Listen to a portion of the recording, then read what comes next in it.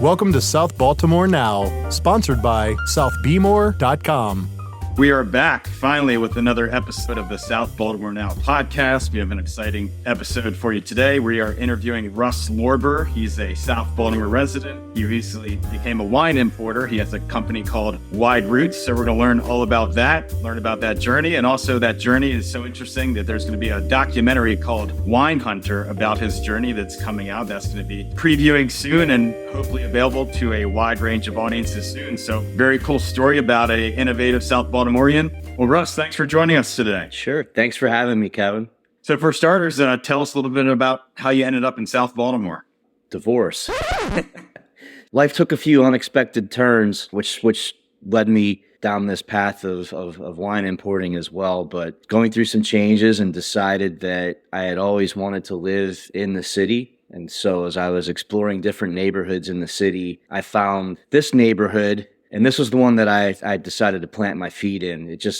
I really liked the vibe of it a lot. I liked the feeling of the people that I was meeting. It felt like a very warm place with people that were eager to get to know you and also people that looked out for one another. And I think at that point in my life, it was really an environment that it was important for me to find that. And it felt like this neighborhood wrapped its arms around me at a time that I really needed that. And so I've planted my feet here and I've made some friends and I really enjoy living in this neighborhood. Awesome. We're glad to have you here. And so now you've ended up in the wine industry. So tell us about your journey ending up to where you are now.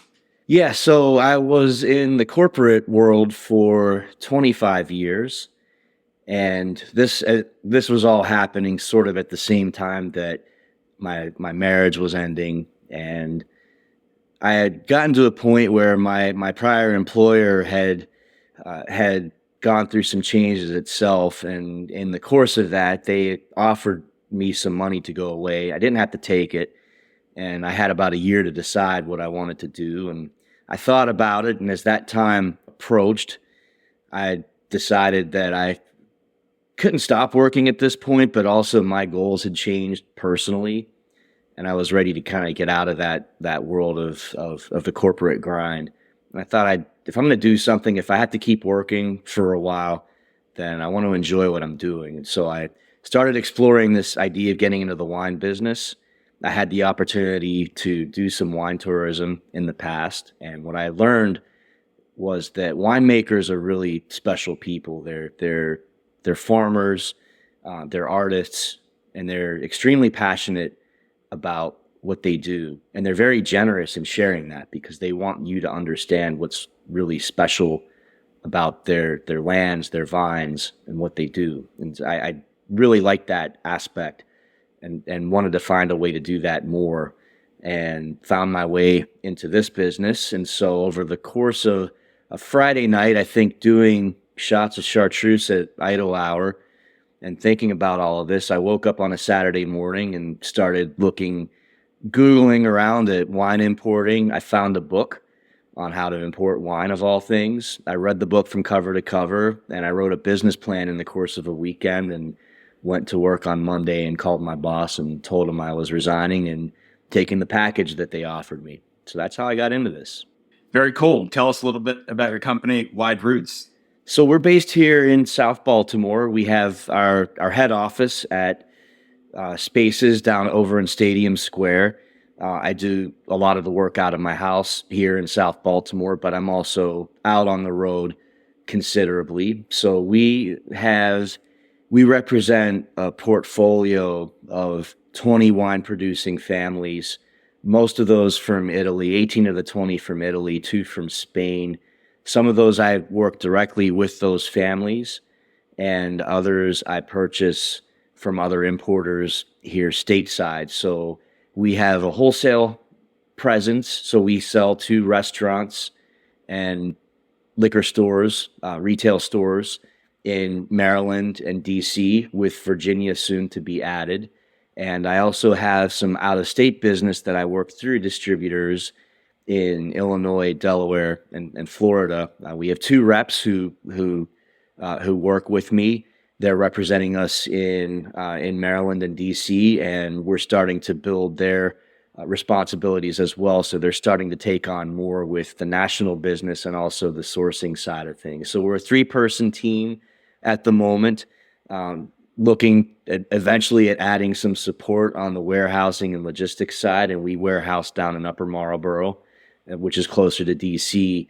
So we are steadily growing, and it's a matter of adding things at the right time and trying to manage costs as we continue to grow. Tell me a little bit about the warehousing. Do you have your own warehouse, or is there kind of like a cooperative space down there? How does that process So work? I'm renting space from another importer wholesaler. It's called Harbor Wines is the company. It's Christina Tufts is the name of the owner, and she is pretty much a one-person show for what she does. I found her because I could not find climate-controlled warehouse space when I got into this 3 years ago. And I was able to make a connection with her and rent space. And that's been a really good arrangement for us because Christina and we can share container space. So I was able to bring over bigger containers and really take advantage of the better cost that offered very much earlier than I expected. And so we're able to collaborate. We do deliveries for each other when it makes sense to do that. So it's a really good relationship that I have there.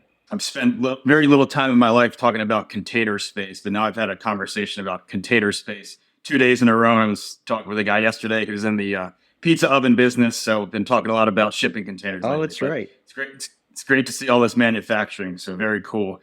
And hopefully you've taken some fun trips to Europe to see wineries and taste some good wine. I have. I decided to start this in the fall of 2019, which was before there was even a pandemic on our radar. And my plan was, as I was resigning from my previous employer, I was going to spend 3 weeks over in Italy. I was scheduled to take that trip on March 9th of 2020. And on March 8th, the whole country of Italy locked down, so I wasn't able to take that trip. I ended up postponing it, and I took my first, since I'd been in the business, I'd been to Italy before, but my first trip in this business to Italy, I took in June of 2021, which was after the pandemic. There were still some restrictions in place, but it was getting to be a better time to travel. And I was there for almost 3 weeks between some wine education that I was doing and then visiting some producers. And Krista happened to meet me there as well. And we did some filming of some of the producers that I was going to visit. And that content made its way into our eventual video project. I've also been there a few other times. I've been to Sardinia for vacation, and I've been to, most recently went to the Northern Italian Alps and did a little bit of skiing, was able to catch up with a few producers while I was there. But I'm really, as we grow and we get more support, mainly on the operations side, I'm looking forward to eventually getting there for a month and really getting out to see a lot more than I've seen already. Well, that sounds really cool. Hopefully you've had some good pasta and pizza on these journeys. Always, yeah. The last trip in particular was pretty ridiculous. So, mountain Italian alpine cuisine and spending time with people who spend a lot of time in those mountains working vines on steep slopes. So, they can eat a lot. And so I too ate a lot. And we definitely indulged in some nice food and some very good wine while I was there. So that's definitely one of the best parts. And, an Italian meal is not something you do in an hour or two. It is a 3 to 4 hour experience, and just be prepared to go slow, take what comes to you, and just enjoy every moment of that experience. Very cool. I've got some Italian heritage myself, and I know Northern Italy and Southern Italy in some ways might be two different countries. So I'm sure you've got to experience the two different cultures there. They are, and the two islands are different from both of those. So yeah, that's one of the fascinating things for me is there is, especially a country like Italy with 20 different areas that have their own customs and their own traditions.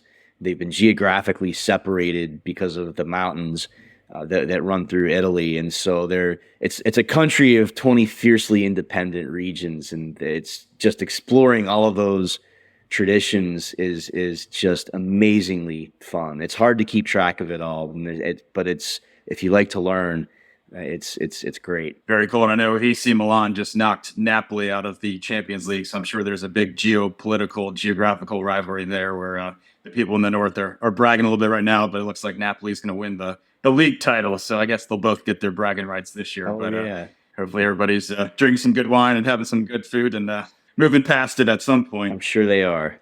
Gotcha. So what are some of your favorite types of wine?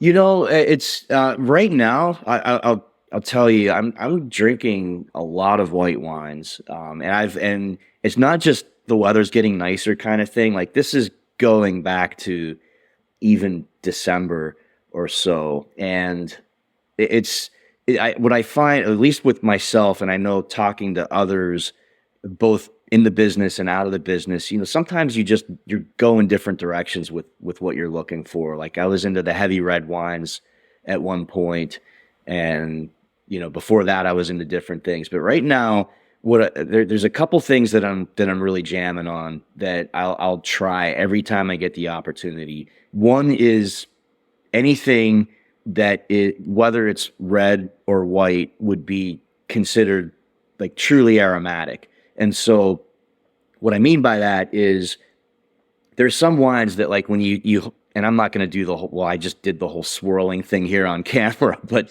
I'm not going to do that whole thing, but there are just certain wines where the aromas jump out of the glass at you. And every time I taste those wines with somebody at a tasting, it gets their attention. And most of the time it's for good. It's not always for good, but it definitely gets your attention. And the truly aromatic wines have these really interesting floral kind of characters that they have to them. So we have, an example of that is I have one of the classic Italian grapes, a Malvasia, that comes from the island of Sardinia, and it just has this flower aroma that jumps right out at you. And you pick up on some really interesting characters. And then there's another, what you'd call sort of an oddball one from central Italy, a red wine. This was one of the first wines that I went out and looked for when I got into this business, because a friend had brought a bottle back for me, and it just blew my mind.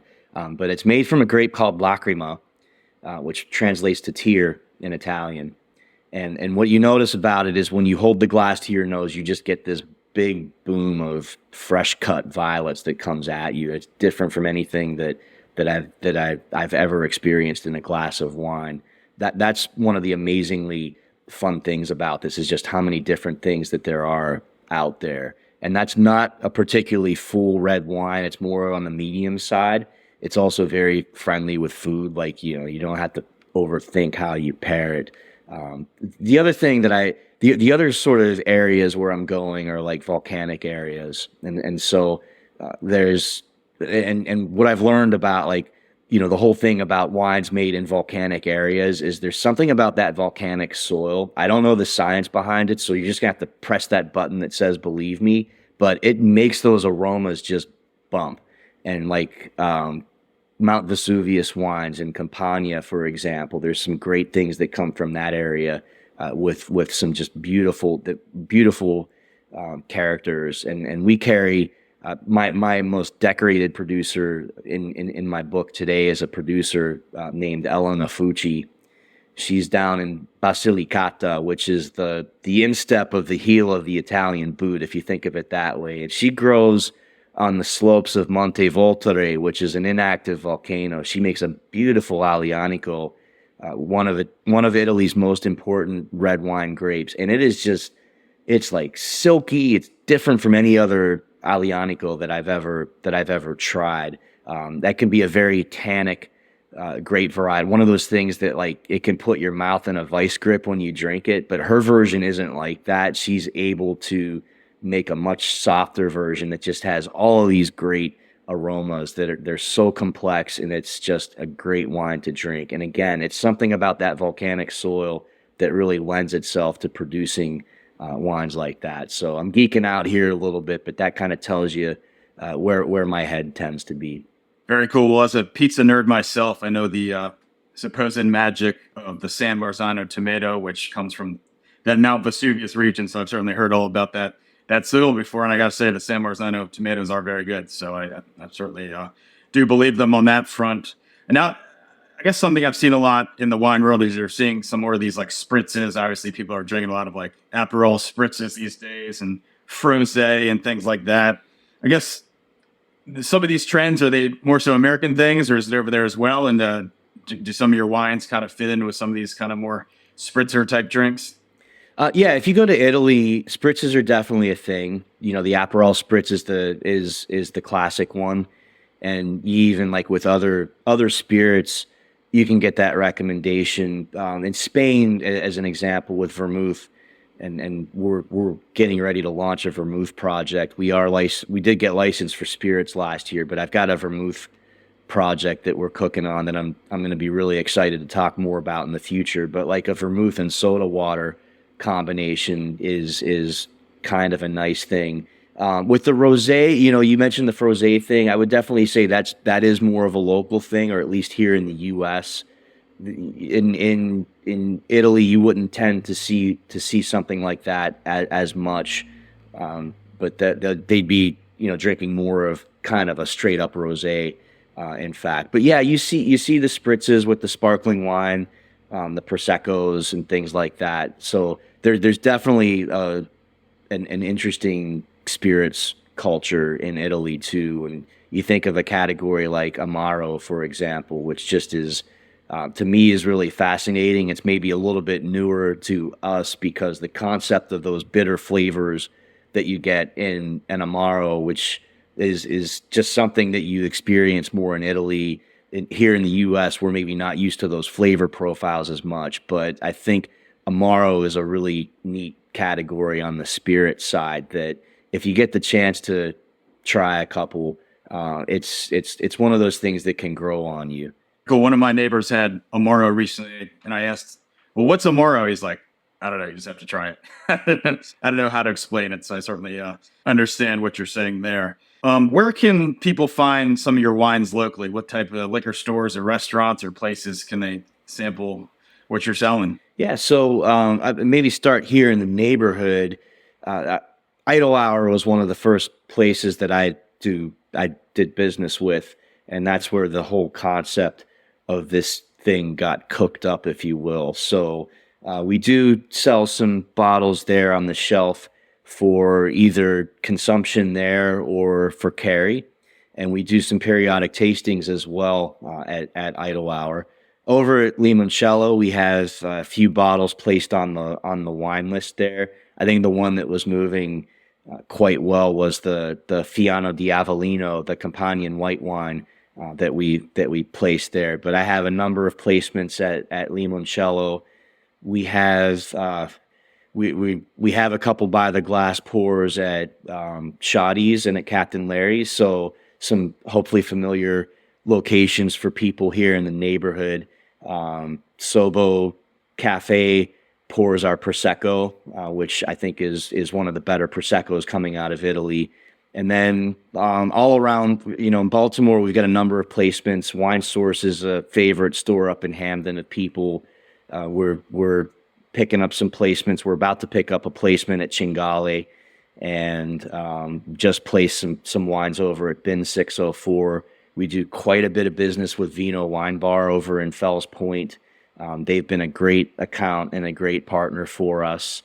And I'm trying to think of other places, but we have a number of locations in the city and around the city where we're doing business, and you can get a list of those locations on our website. There's a link under our wines called Find Our Wines, and you can find all the places where we're listed in Maryland and DC.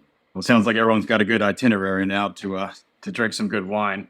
And what would you say the state of the wine industry is right now? I know with beer, I guess beer's taking a hit a little bit with all the hard seltzers and hard iced teas, and even too, I think kind of those domestic light beers have now been competing with craft beers for a while. So what would you say the state of the wine industry is at this moment?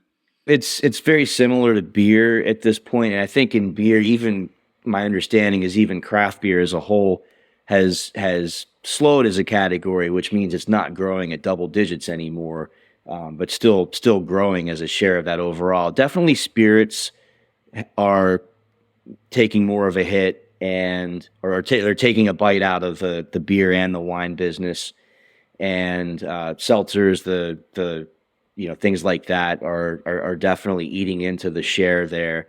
There's a concern about with the recent legalization of cannabis for recreational use. That's been something on the wine industry's radar for a long time. I think the wine industry as a whole is falling over itself right now to figure out, because it's basically flat growth. And if you look underneath that flat growth, what's really happening is like your sort of supermarket table wine level wines are declining in volume and share, and I think people were probably drinking about the same amount of wine, but they're probably drinking a little bit better, if you will. Like they're maybe going for some things that are a little bit better quality or a little bit more interesting, that cost a little bit more. The wine industry as a whole, though, is falling over itself right now, trying to figure out why millennials aren't drinking more wine. And right now it's the baby boomer generation, and my generation, Generation X is kind of, they're in that sort of wine consumption category, but it's not really crossing over to millennial generation and Generation Z. One of my own hypotheses about that is just that a lot of it is just how people talk about wine. And I think it's one of these things. It's like, ooh, it's a wine tasting, and it's like sounds really elite and sort of exclusive, and I don't want to not look like I know what I'm talking about, so I'll just kind of stay away from it. And I one approach that, first of all, like, and if you ever met Stacy and Vinny from my team, we all kind of have this similar. We carry ourselves very individually, but like none of us are too full of ourselves. And we kind of make fun of some of the perceptions that people have around that. There are a lot of people in the wine world that are trying to impress themselves, and we are not those people. It's like, for us, wine is about celebrating. It's about special experiences that we have with our families and friends, and it's about culture, and it's about transporting yourself to a beach in Italy and sipping a white wine by the sea with a plate of fried seafood with a view that is just incredible. And that's like, it's that experience and that culture and the passion of the family that we really care about, and that's the story that we try to tell. We're not going to teach people to taste characters in their wine like fresh open tennis ball can or baked gooseberries or anything like that, like things that people have never tasted before that they wouldn't recognize in a glass of wine. But to us, it's more about, do you like that wine that's in your glass, and do you like the story that's behind it? And so, and we're really trying to connect on a very personal level to try to get people to try things that they haven't tried before. And I don't know if I'm right about all of this. I do know in my own experience that this sort of approach is something that kind of resonates with people, is that when you break down that sort of barrier of, this is an exclusive thing that I don't understand, that people can really get into it. And hopefully the wine business as a whole can, figure out how we can kind of move this whole category forward, just like the craft beer brewers did for a very long time, where they raised awareness of that category to a great success. Well, I'm on my way over. You just sold me. I need to get taken away to that Italian beach with one of your bottles of wine. So that sounds awesome. And I don't think there's anything I've ever been more wrong about than the rise of hard seltzers. My comment was, who's too lazy to make themselves a vodka seltzer? But boy, was I wrong on that one. So, but I guess it's the new reality. Everyone's dealing with it, and I can see why you're in sales. You certainly send a great message about those wines. And also coming up for you, you are the subject, and you and your company Wide Roots are the subject of a new documentary called Wine Hunter. So tell me how that came to be, and tell me a little bit about the documentary. I mentioned Chrissa earlier, Chrissa Georgie. So I connected with Krissa during the early stages of the pandemic back in 2000. So I was trying to figure out how I was going to get this company off of the ground. I just decided to leave my employer, and then this pandemic hit, and it changed everything. And so I had to see what I could do here from my row house in South Baltimore. And one of those things was learning how to use Instagram. So I'm I guess I'm a newcomer to the Instagram world. But through Instagram, I connected with a number of people that have become friends, and some of whom I've just recently met in person for the first time. But I met Krissa back in, I think it was the summer of 2000 or 2020. And I came across her account, and I saw she was making this documentary about the wines of Crete. And I thought, that's really fascinating, because I hadn't been to Crete. I've been to Greece before, and I really like Greek wines as well. And I'm like, how fascinating is this? And then I, looked at her profile, and I saw that she was from Baltimore and Hamden. And so she and I connected through Instagram and got to know each other over the course of about 9 months or so. And as I had this opportunity to take a trip to Italy in June of 2021, so maybe step back a second. One of the things that that got me into the wine importing business, there's a book by an importer out in California. His name is Kermit Lynch. He's very successful. Probably would be, if I ever aspired to be. Great name, by the way. Yeah, it is a great name. So, but yeah, it's one that you don't forget if you're in the business.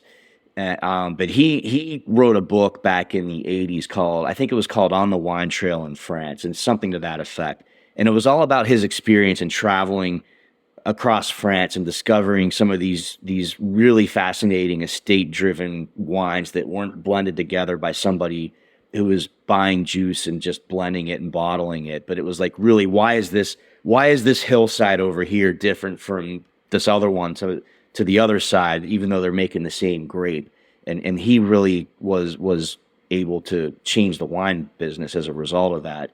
But anyway, his book kind of inspired me, and I thought, what I would love to do would be sort of a similar idea in Italy, but a video version of it. And so Krissa and I kicked that idea around, and then she came back to me and said, what I really want to do is make a film about you getting into the business, because I think your story is really fascinating. And so she and I talked about it. We came up with an idea. And then she was able to film with me in Italy back in June of 2021. We did some subsequent filming here with a few of our customers, people that we worked with, doing some tastings and things like that. And it evolved into this story of me getting into the business, which touches on a lot of the points that you and I have discussed. But you get to meet some of the players in this story. Like, you'll meet Brendan from Idlehour, for example, and his role in instigating this whole thing taking place. You'll see some familiar locations for sure, where we did some filming, and it's I think personally, Krissa did, I would say, a really nice job in taking this really extensive set of footage that we filmed without really a clear plot in mind. She was able to take things from parts of all of the filming that we did and stitch it together into a cohesive narrative. And I, like, from my own perspective, I think she did a great job of telling my story. And I can't wait for people to see some of the footage of walking through vineyards and meeting the winemakers and the people that I have, I don't just do business with, but like in some cases, I'm kind of an adopted family member. And you'll get to meet some of those people as well, and just see that it's like, look, you'll see some of the tough parts of the business too. I mean, this is one of those things. It's like people can look at it and say, wow, that sounds really like an awesome thing, and it is, but it's also extremely tough and extremely competitive, and a lot of hard work, and those things sort of. And it's like, I'm not going to get rich doing this, but that's not my goal either. But I am going to be able to take some nice trips as a result. I'll be able to spend time with people that I really enjoy spending time with, and making these fantastic connections with winemakers. And so I every day think I'm blessed to be able to do this, and I really think that Krista just does a nice job of capturing all of this in the video. I know you said earlier you guys are hoping to get it on some bigger platforms, maybe Amazon or something, so that a wider range of people can see it. That's right. And Krista's first film, the documentary on the wines of Crete, it's called On the Wine Dark Sea. It is streaming right now on Amazon Prime Video. So she's working with an agent, and their plan is to get it placed there. And so hopefully we'll be able to tell everybody once we've got somewhere for them to go see it. Any other areas of the wine industry you're looking to get into in the future, whether it's anything retail or a wine bar or any kind of festival? Is there any way you're looking to expand in the future to kind of raise your visibility? It's definitely something that we've thought about and we've looked into, with the legal sort of constraints that the business has, which the big one is almost everywhere. You have to decide whether you're going to be a distributor or a retailer or a producer, and the laws are in place to keep you from crossing the boundaries there too much, which is a whole other thing that I'm not going to go off on at this point. But there are some places that are a little bit more favorable to that. Like DC, as an example, is one where you have some opportunity to go direct to consumer. Mainly the way we're approaching that is working through partners. Like, I have a few people that we've talked with wine clubs about, where we may do some wine of the month type clubs. And I think that would be something for me. I had thought about getting into retail before I thought about being an importer distributor. And it was an interesting idea, but I think with my passion really being on the side of the relationships with the winemakers that we represent, I'm probably where I'm supposed to be right now. But I will definitely be looking for outlets like working with a partner where we can form a club and help people really get to know these wines, because I think it's a lot of what we carry. It's not going to be the first thing that you go looking for, but there are things that when you get to the chance to taste them, and you see the price that you pay relative to how much you like it, it's definitely, they've resonated very well with people. And so every chance we have, and I do a lot of consumer tastings today with the partners that we work with. We've done some dinners with Limoncello in the past, as an example. We do the tastings with Idlehour, and it's really tasting and experiencing is believing. So and both Stacy and Vinny do this as well with their accounts. And so we are out on the front lines of this thing, trying to get more people exposed to these wines, and anything that we can do to do that that's we're rolling up our sleeves and doing that as much as we can. Awesome. Very cool. So great hearing your story, Russ. He's a wine importer. He's hopefully going to be a movie star. He's a South Baltimore guy, and he loves to drink beers at local bars. So we loved hearing all about it, Russ.